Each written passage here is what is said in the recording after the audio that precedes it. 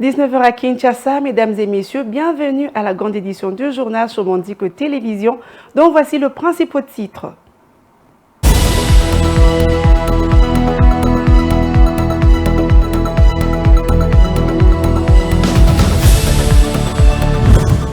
Le président de la République et sa délégation ont regagné Kinshasa ce mercredi 6 mars après un long séjour en Belgique, en Turquie et au Qatar. En visite de travail au Qatar pendant 2 jours, Félix Tshisekedi et Elmir Sheikh Tamim bin Hamad Al Thani ont eu mardi des entretiens officiels autour du renforcement de relations bilatérales entre les deux États. La Cour constitutionnelle a reconduit au total 16 députés nationaux de 2018 pour la non-tenue de législatives à Massissi, Rutshuru et Kwamouth à travers un arrêt de la Cour rendu mardi. La Haute Cour autorise ces élus à siéger pour cette nouvelle législature jusqu'à nouvelle organisation de scrutin dans ces 3 parties du pays en proie à l'insécurité. Arrivée en RDC vers les années 60 à son jeune âge, la journaliste belge Colette Breckman a présenté mardi dans la soirée son livre intitulé Mes carnets noirs, dans laquelle elle parle de l'histoire vécue au Congo dès l'époque coloniale et pendant l'indépendance. C'était en présence de plusieurs personnalités.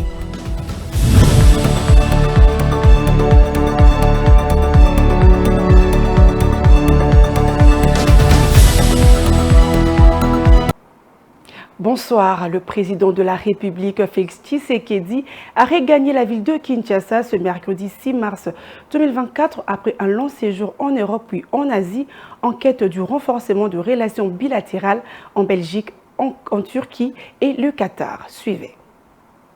Les présidents de la République retrouvent le palais de l'Union africaine après une tournée dans plusieurs pays d'Europe et d'Asie. Le président Félix Tshisekedi s'était rendu en Belgique, en Turquie puis au Qatar, en quête du renforcement de relations bilatérales. En Turquie, le chef de l'État congolais a participé activement à la 3e édition du forum diplomatique qui a réuni des experts régionaux et internationaux du domaine de la diplomatie. Cette rencontre internationale s'était inscrite comme un moment fort du multilatéralisme financier et économique en 2024. Pour rappel, c'était le premier voyage officiel du président de la République Félix-Antoine Tshisekedi Tshilombo dans les 3 pays après sa réélection à la magistrature suprême. Je l'ai annoncé au titre, durant son séjour de 2 jours au Qatar, le chef de l'État, Félix Tshisekedi, a eu droit à plusieurs rencontres et réunions dans le tête-à-tête avec Elmir du Qatar autour de plusieurs questions d'intérêt commun dans des vivres secteurs dont l'économie, les transports, l'industrie et autres. Le but de renforcer les relations bilatérales entre le RDC et le Qatar. Images et commentaires. Félix Tshisekedi était à Doha au Qatar pour une visite de travail de 2 jours afin de renforcer les relations bilatérales entre le Qatar et la RDC dans divers domaines d'intérêt commun. Le président Félix Tshisekedi a eu plusieurs rencontres, notamment un tête-à-tête avec l'émir du Qatar autour des questions des coopérations bilatérales et d'investissement. Des réunions de haut niveau ont eu lieu entre les officiels de 2 pays tchèques, Mohamed bin Hamad bin Kassim Al Thani, ministre qatari du commerce et de l'industrie, s'est réuni avec Christophe Lutundula Apala, vice-premier ministre, ministre des Affaires étrangères. Cette rencontre a été l'occasion d'aborder des questions d'intérêt commun et de discuter de moyens de renforcer la coopération bilatérale, notamment dans les domaines du commerce, des investissements et de la production industrielle. Il y a 2 ans, nous avons signé une série d'accords avec le gouvernement qatari. La première étape, du moins chez nous, a été terminée, l'étape, si vous voulez, de la validation parlementaire, ce qu'on appelle techniquement la ratification. Nous avons déposé des instruments de ratification comme de règles en la matière. De ce côté-ci, l'ambassadeur est allé déposer au ministère des Affaires étrangères. Donc il était temps que nous puissions faire le point de la coopération et surtout le point de la mise en œuvre d'un ensemble de projets que nous avons convenus.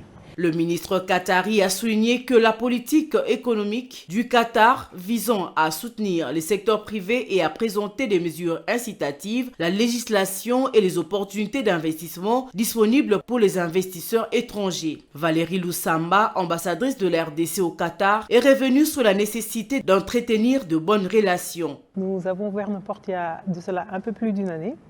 Et c'est vraiment un honneur de recevoir le président de la République dans nos murs, ainsi que d'inaugurer, si vous voulez, la première maison du Congo ici au Qatar. Alors le Qatar a une particularité. Quand vous regardez l'histoire de ce pays, quand vous regardez les 10 dernières années, l'impact que ce pays a eu dans le monde, le Qatar est différent dans son approche. C'est un pays, comme vous le dites, très riche.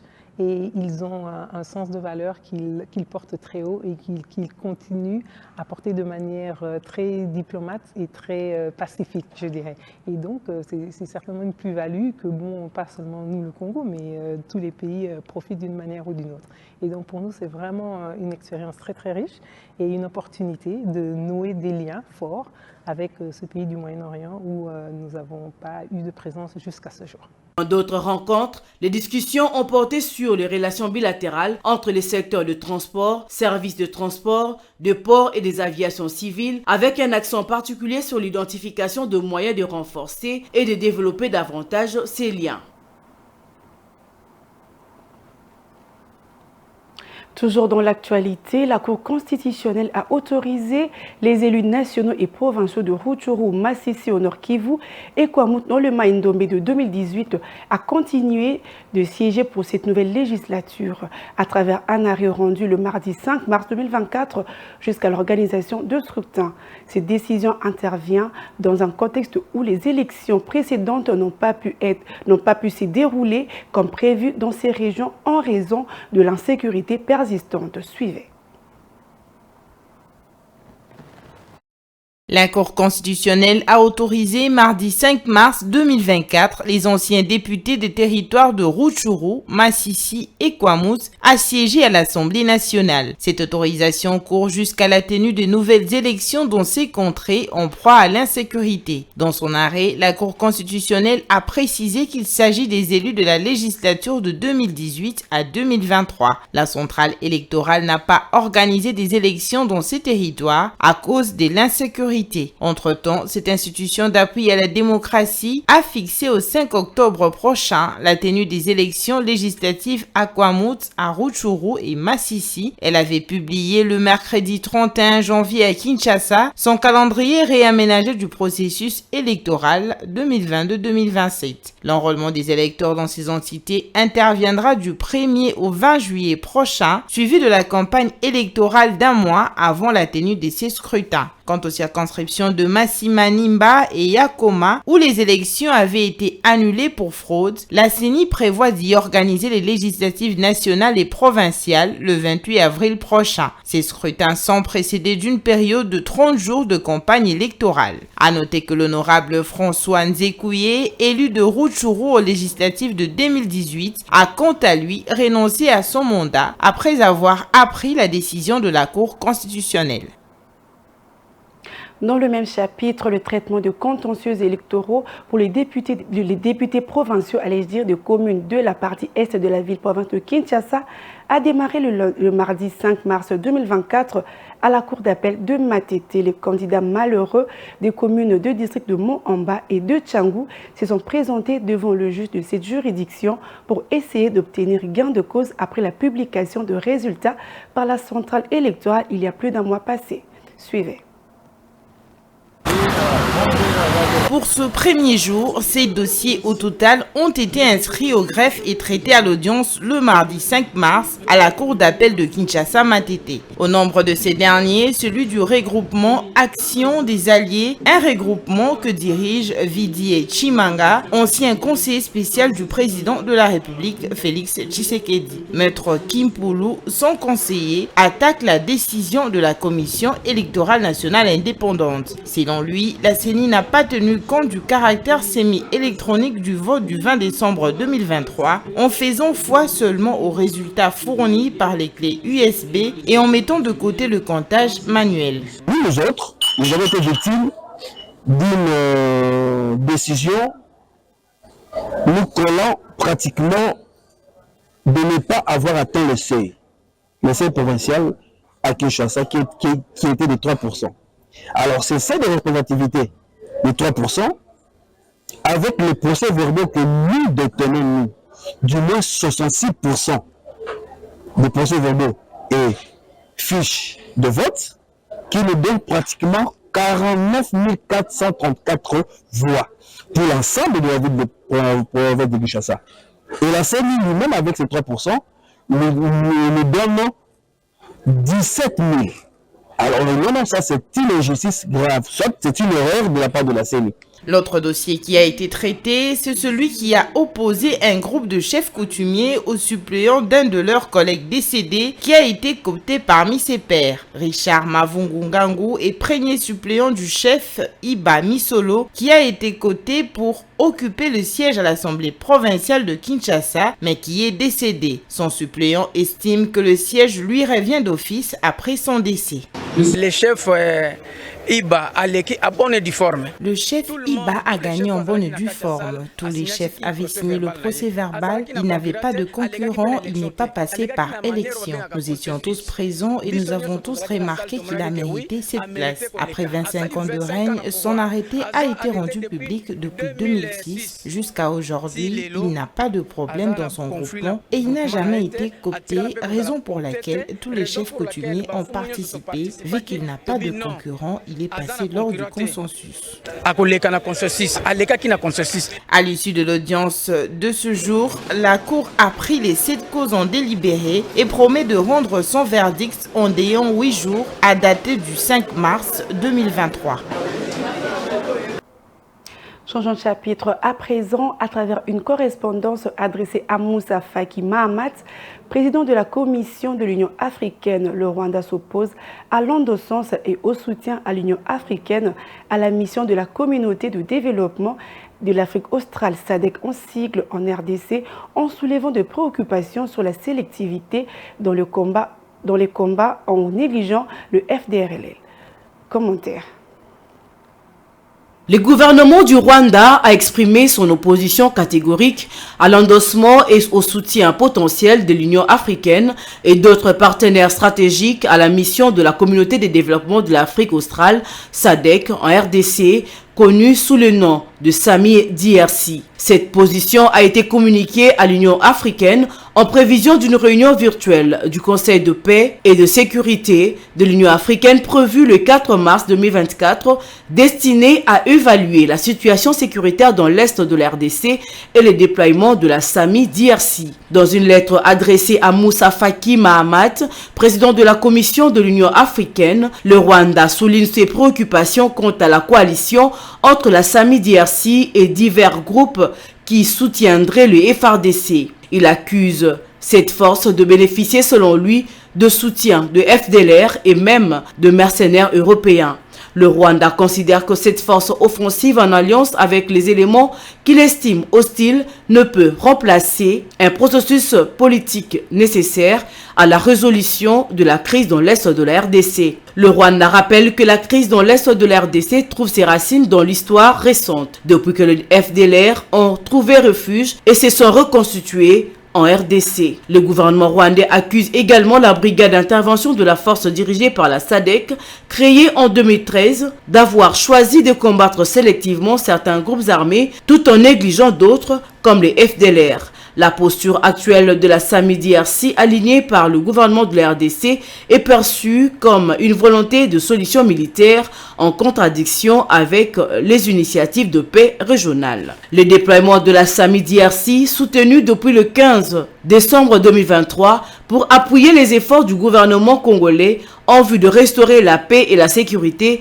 a déjà été marqué par la mort de 2 soldats sud-africains, illustrant les risques et les tensions accrues dans la région.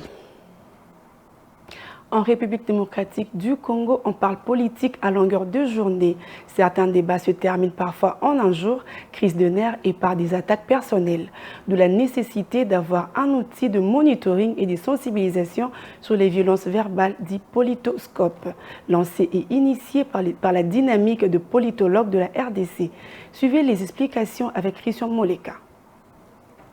Le besoin, il est criant. Nous sortons d'un processus électoral qui a été vraiment marqué par les tensions ethniques, la stigmatisation, la violence verbale, la violence physique même, et des cas même de xénophobie. Et que lorsque vous sortez d'un processus électoral qui était assez agité, il faut explorer des solutions qui permettent de refonder la cohésion nationale. Le but du Politoscope, c'est refonder la cohésion en scrutant via l'outil le débat politique et en dénonçant les mauvaises pratiques. C'est ça le but. Il y a énormément de cas d'harcèlement intrusif, il y a énormément de cas de stigmatisation, il y a énormément de ce qu'on appelle les flammes, des injures publiques dans les débats politiques. Et donc, il est possible de les réduire. Non, ça ne disparaîtra pas, mais de les réduire. Et donc, si nous mettons un outil qui met en lumière une sorte de faisceau ceux qui les font et qui les dénoncent, je crois que ça participe également à les pousser à reprendre les bonnes manières, à savoir qu'on peut faire un débat public, ne pas partager un même point de vue, mais respecter l'opinion de l'autre. Ce qui est prévu également, c'est la sensibilisation. Parce que l'outil est un point de départ. Nous travaillerons à rencontrer les acteurs qui produisent ce discours politique, à discuter avec eux sur leurs responsabilités. Ensuite, on fera un travail d'éducation de la population sur les valeurs démocratiques qui sont la tolérance, l'acceptation de l'opinion de l'autre, la contradiction, la libre circulation des argumentations et bien évidemment la condamnation de tout ce qui ne participe pas à vitaliser la démocratie, à savoir les discours de haine, de xénophobie, la stigmatisation ethnique, l'exclusion. Et voilà, donc nous allons produire un baromètre du débat politique qui nous permet d'avoir une sorte de spectre de ce que les Congolais font comme débat en termes de quoi, en termes de qui et en termes d'où. Nous sommes en train de travailler avec notre cellule juridique pour évaluer les conséquences de cet exercice sur le plan personnel pour ceux qui seront notamment concernés. Donc nous travaillons à cela et je crois que dans les jours à venir, nous présenterons les garde-fous qui ont été pris pour à la fois protéger l'intégrité des personnes concernées, mais également mener à bien notre démarche. Parlant culture dans ce journal, il s'est tenu le 5 mars 2024 à l'espace Texaf Bilembo dans la commune de La Gombe, une cérémonie de présentation du livre intitulé Mes carnets noirs, œuvre de Colette Brackman, journaliste belge. Cette cérémonie de présentation de cette professionnelle de médias avait réuni plusieurs personnalités, dont le ministre de Communication et Médias, Patrick Mouyaya, qui a livré ses impressions. Regardez. Son discours, qui avait été présenté comme une insulte au roi Baudouin, le roi Baudouin. Colette Brackman, journaliste belge de 77 ans d'âge, a diffusé plusieurs énoncés sur la RD Congo depuis les années 60. A procédé mardi à la présentation de son dernier livre qui met un terme à sa carrière professionnelle intitulé Mes carnets noirs. La cérémonie de la présentation a eu lieu dans l'enceinte du centre culturel Texas Bilembo dans la commune de La Gombe à Kinshasa. Cet ouvrage retrace son quotidien pendant l'indépendance de la RDC. Cette professionnelle des médias relève dans ses livres ce qu'elle aurait appris dans l'actuelle RDC. Le Congo m'a toujours intéressé, même quand j'étais une petite fille, ça m'a intéressé. Et une fois que j'étais en charge du dossier, ça me semblait vraiment... Il y avait deux raisons. D'abord passionnant, parce que c'est intéressant, les gens sont intéressants, les gens sont gentils, le pays pour moi, il est passionnant, mais aussi c'est un sujet de révolte. Parce que depuis le début, j'ai toujours été révoltée par les excès de la colonisation, par l'assassinat de Lumumba, par le fait que c'était une démocratie décapitée dès le début, par les abus d'une dictature qui était la dictature de Mobutu, et même après, quand on a pensé que ça irait mieux, par les guerres injustes qui ont été infligées à ce pays pour piller ses richesses, pour essayer de le couper en morceaux. Le Congo, c'est un mélange, pour moi, c'est un mélange d'intérêts personnels, d'amitié, d'affection, mais aussi, jusqu'à aujourd'hui, d'indignation. Et quand je reviens de l'est du pays, de Goma, de Saké, de Mugunga, c'est toujours l'indignation qui prévaut, qui fait que maintenant je suis peut-être plus âgée, mais je continue envie de sensibiliser les gens sur le Congo parce que c'est pas juste. Le directeur de la publication, M. Weyrich Olivier, n'a pas manqué de mots pour élever les difficultés rencontrées lors de la sortie de ses livres. Ce qui est toujours un peu compliqué pour nous quand on publie un livre en Belgique, c'est le temps qu'il y a entre sa sortie en Belgique et le temps qu'il arrive ici. Parce que les coûts et les frais d'expédition en avion coûtent relativement cher, il faut expédier au bateau, ça prend du temps. Et donc il y a toujours un moment de décalage. Mais il y a de l'impatience autant des auteurs, qu'ils soient belges ou congolais, puisque je publie quand même beaucoup d'ouvrages sur le Congo, et pour des artistes et des auteurs congolais. Mais il y a ce moment de décalage, ça crée de l'impatience. Donc on est heureux d'être aujourd'hui à présenter le livre de Colette Brackman. Cette cérémonie a réuni plusieurs personnalités, dont la présence est remarquable du ministre congolais des médias, Patrick Mouyaya, qui a évoqué le bien de connaître l'histoire de son pays. C'est toujours bien d'avoir sur un livre des références historiques de notre histoire. Tout au moins, si ce n'est pas celle-là, la véritable version, mais au moins une version de l'histoire telle que racontée, telle que vécue par une femme des Rénans dont les travail ne fait l'homme d'aucun doute, ni en RDC, ni en Belgique. Et donc, c'est ce que je disais tout à l'heure, il était de mon devoir comme ministre et de tutelle de participer aussi comme journaliste à cet exercice parce que c'est aussi un moment d'inspiration. Pourquoi pas nous-mêmes écrire aussi pour être en mesure de raconter notre histoire. Nous qui parlons régulièrement du changement de narratif, le vrai narratif sur le Congo, c'est celui qui s'écrira par les Congolais. Il s'y est de rappeler que la journaliste Colette Braeckman a vécu au Congo depuis son adolescence, précisément dans les années 60, lors de l'assassinat d'Emery Patrice Lumumba, et promet de publier la suite de son livre dans les jours à venir. La santé productive joue un grand rôle dans le monde. L'on a besoin pour s'informer à ce sujet, pour prendre de bonnes décisions. C'est l'objectif qui s'est fixé le Centre de recherche Patrick Kayembe, CPRK en sigle, spécialisé dans le domaine de la santé reproductive et qui accompagne les plus grandes décisions en matière de la santé reproductive en RDC. Regardez.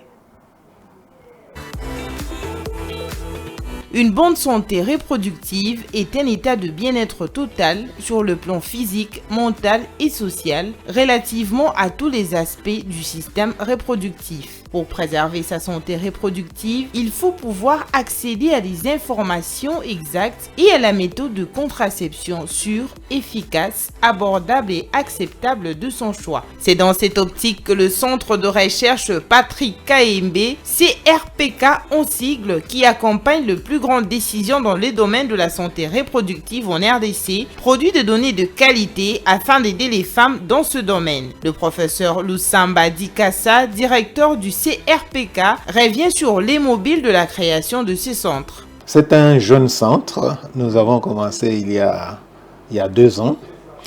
Nous devons dire au départ que nous étions focalisés sur la planification familiale. Et dans ce domaine, il y a eu plusieurs études qui ont été menées dans ce pays sur la planification familiale, notamment l'utilisation des méthodes contraceptives modernes pour permettre à l'espacement des naissances. Comme vous savez, les naissances trop rapprochées sont un problème pour la santé des femmes. Donc, le centre a contribué à démontrer qu'il était possible, avec les approches pas trop sophistiquées, qu'il était possible d'avoir une utilisation efficace de ces méthodes dans les conditions qui sont celles de la RDC. Il a aussi par la même occasion souligné les perspectives d'avenir pour le CRPK. Nous voulons d'abord rayonner sur le plan national. Nous voulons que le centre soit connu. Et merci d'être venu réaliser cette interview qui va contribuer à cela. Et nous voulons attirer des jeunes chercheurs talentueux. Nous voulons contribuer à la formation de ces chercheurs. Et par-dessus tout, nous voulons que le centre contribue à l'amélioration de la santé de notre population, comme je disais, en traduisant les résultats des recherches dans un langage qui peut être utilisé pour prendre de bonnes décisions pour améliorer la santé de la population. Toute personne se doit d'être informée lorsqu'elle décide d'avoir des enfants. Les femmes doivent également pouvoir accéder aux services qui pourront les aider à vivre au mieux leur grossesse, à accoucher en toute sécurité et à mettre au monde un bébé en bonne santé. Et pour finir, aux États-Unis, la Cour d'appel du district de Columbia a statué en faveur de Google, Apple, Dell Technologies, Microsoft et Tesla, accusés de soutenir le travail des enfants exploités dans les mines de cobalt en République démocratique du Congo. Suivez.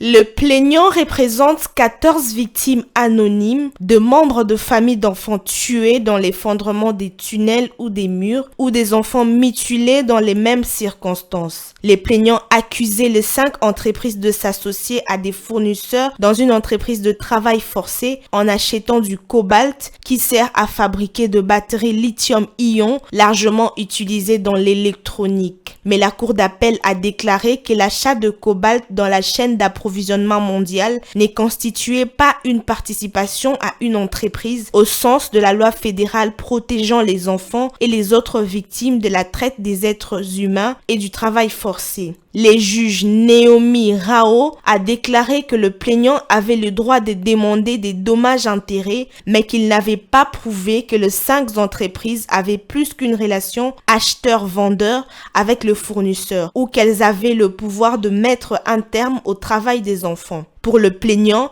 cette décision incite fortement les entreprises à éviter toute transparence avec leurs fournisseurs, alors même qu'elles promettent au public d'appliquer une politique de tolérance zéro à l'égard du travail des enfants. C'est la fin de ce journal, mais avant de nous séparer, voici le rappel du titre.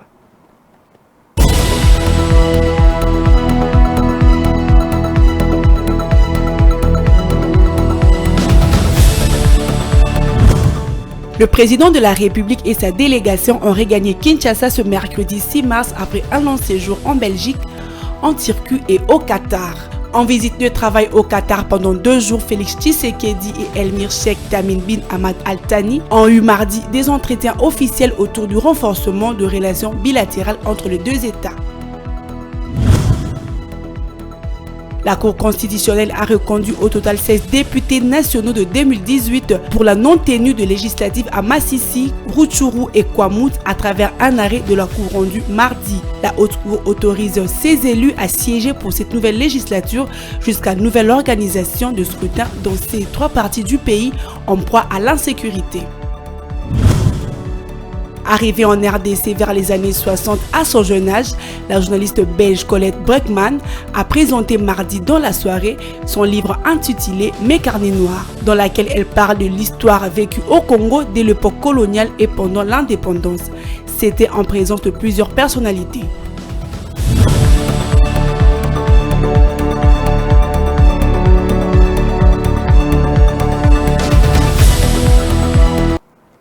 Ce journal est complètement terminé. Mesdames et messieurs, merci de l'avoir suivi.